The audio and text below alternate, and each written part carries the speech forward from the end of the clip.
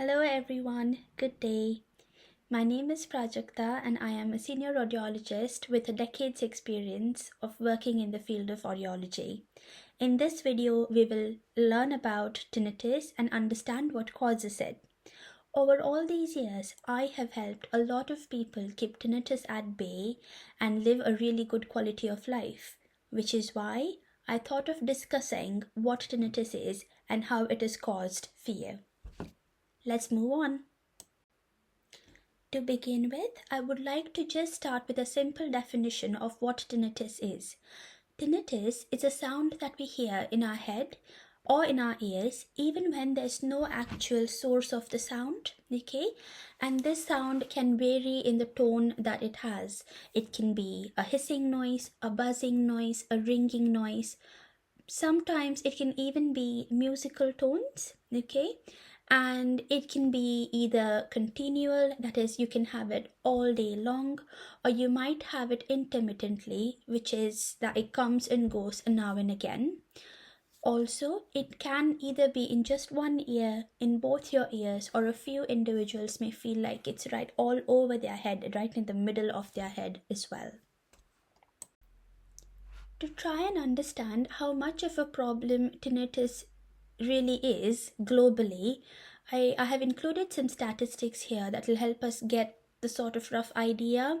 So, worldwide, as of 2020, there are 749 million adults who live with tinnitus, and among those, 120 million adults have severe tinnitus.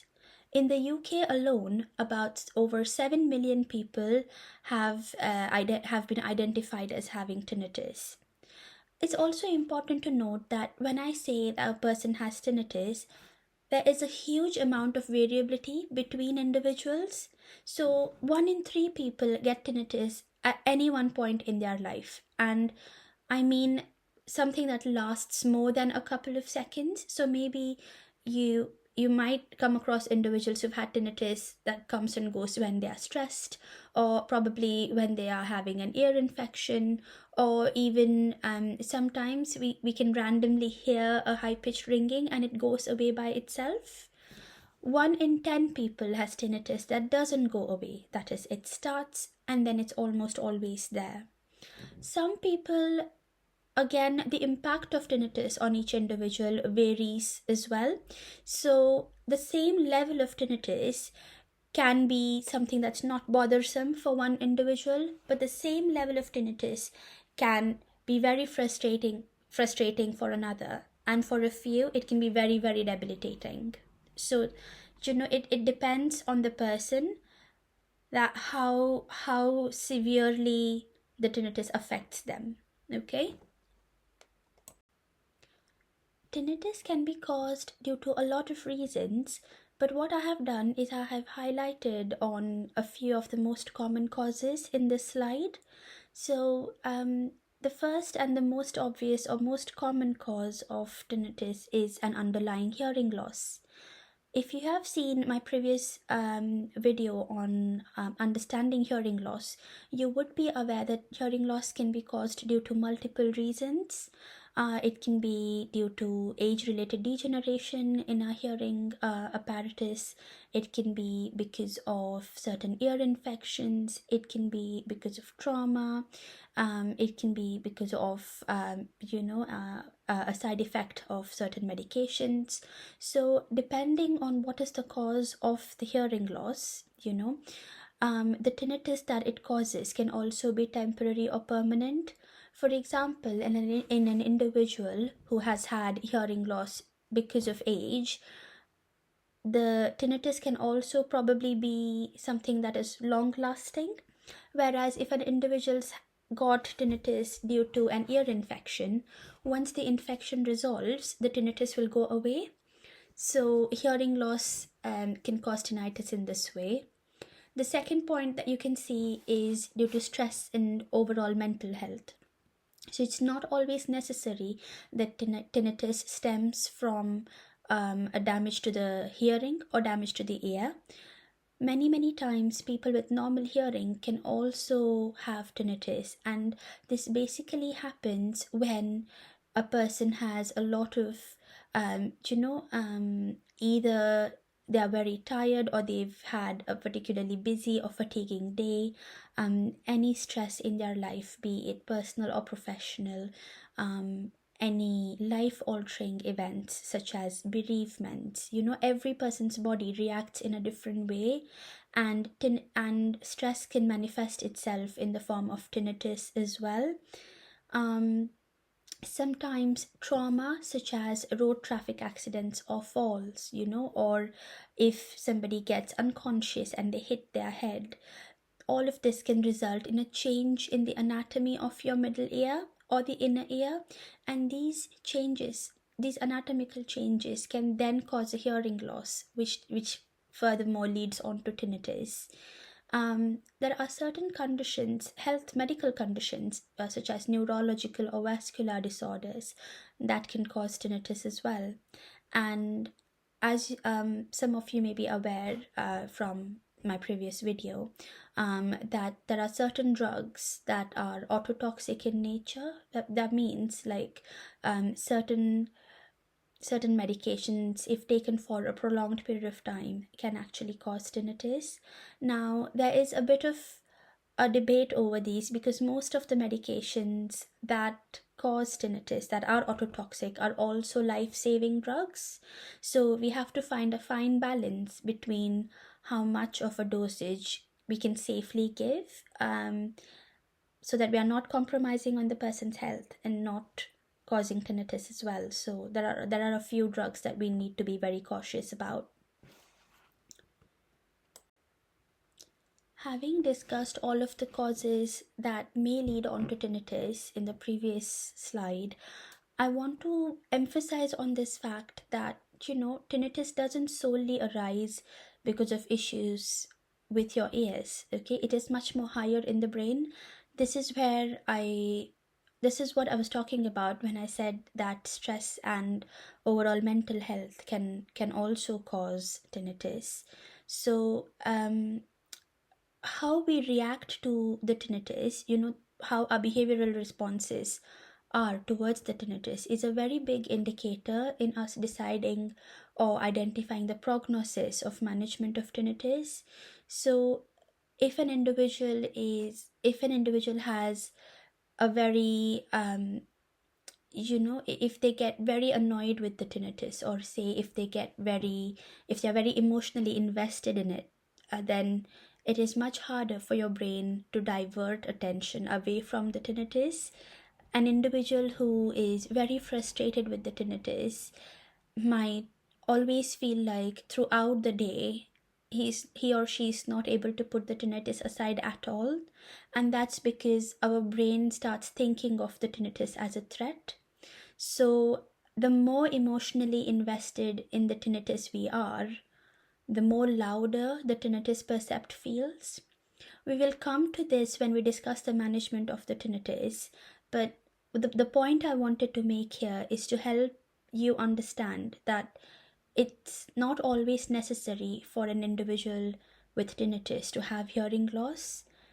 It can be purely due to the stress levels as well. Okay, so there's a very strong link between stress, anxiety, and tinnitus. Okay, now that we have understood what tinnitus is and what are the basic causes of tinnitus, imagine that you have noticed that you have this ringing, you've got tinnitus. What do I do about it next? Okay, as a basic instinct, whenever we have any new symptoms or something that doesn't go away, we first want to check the internet for what it is. So basically we'll find ourselves taking our phone, typing what is this ringing in my ear or what is tinnitus on Google, and it's going to come up with all these things about how you've got to live with it, or sometimes that there's nothing we can do, or worst comes to worst, something to do with your brain and that there's a tumor in the brain, and all of this information that is not necessarily correct. So at the end we are confused and we think, is this something that I need to see my doctor about, or is it something that I just have to live with?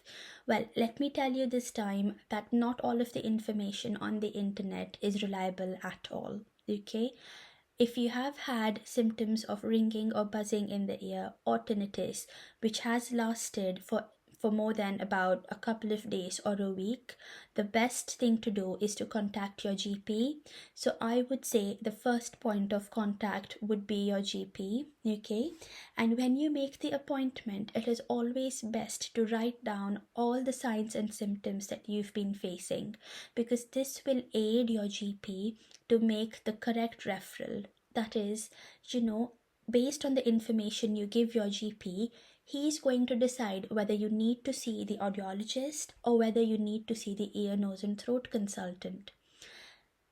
Usually, if a person has symptoms like having pain in the ear, or if your ear feels sore, there's any fluid coming out of the ear, or you feel like there's a sense of pressure behind your eardrum, meaning you feel like you want to just, make your ears pop and clear them out, or if you've had any clicking or popping noises in your ear, if there's any discomfort in your ear when you swallow, all of these symptoms, they generally point towards a possibility of having an ear infection.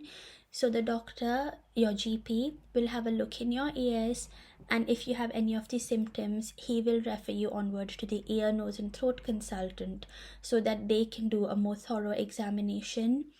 Whereas if you've had tinnitus and you're otherwise healthy, you've had no issues, there's no pain or discomfort, no signs of congestion in your ears, he will refer you directly to audiology. So, based on whether you're seeing the ear, nose, and throat consultant or the audiologist, we will ask you a couple of questions to get an overview and try to understand when the tinnitus started, what are the different symptoms that you're facing, and then we'll conduct our assessments.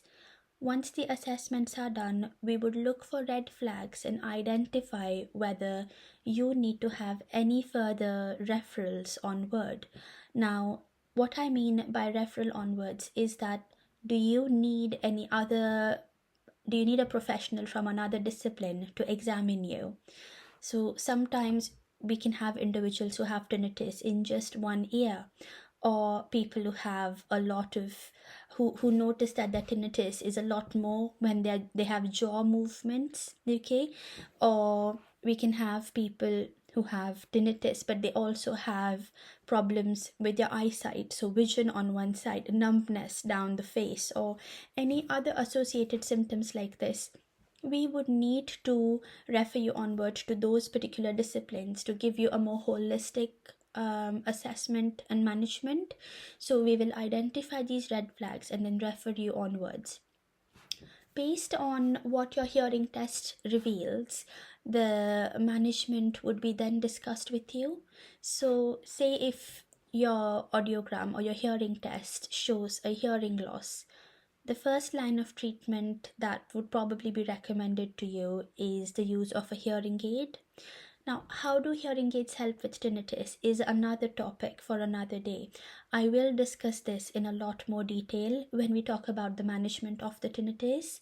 But generally, if a person has hearing loss, that would be the first route of management that we would choose.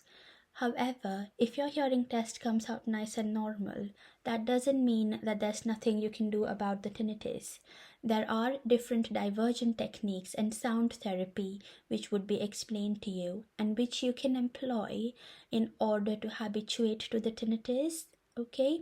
So this is all about, what we can do if we think that we have tinnitus.